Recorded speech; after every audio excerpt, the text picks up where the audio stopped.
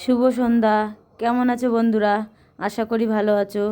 প্রথমেই আমি ক্ষমা চেয়ে নিচ্ছি, কারণ অনেক দিন আগেই আমার ভিডিওটা করা উচিত ছিল, অনেক দিন আগেই তোমাদের জানানো উচিত ছিল, কিন্তু সরি, একদম কি বলবো, মানে একদম করতে পারিনি, সময় বার করতে পারিনি। আজ থেকে আমাদের শহীদপল্লী বি ব্লক বারোয়ারি কালী মন্দির মহানামযজ্ঞ অনুষ্ঠান অনুষ্ঠিত হতে চলেছে আজ থেকে। তাই সবাইকে আমন্ত্রণ জানাচ্ছি, তোমরা সবাই এসো, এই মহানাম যজ্ঞে সামিল হও, এই কামনা করি। আর তোমাদের সবার কাছে নিবেদন যে এই অনুষ্ঠানে যে যা পারবে সাহায্য করবে ঠাকুরের নামে, সবার ভালো হবে। খুব খুব ভালো একটা অনুষ্ঠান হচ্ছে।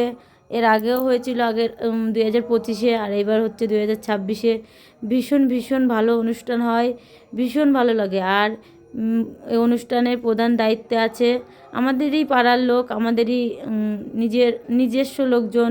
আমার এই দেখো শুম্ভদা আছে, শুম্ভদা তো সারাক্ষণই এখানে কাজ করতে থাকে, মন্দিরটা পুরো পরিষ্কার করা, ঠাকুরের সেবা যত্ন করা, সব কিছুই বলতে গেলে শম্ভুদা করে।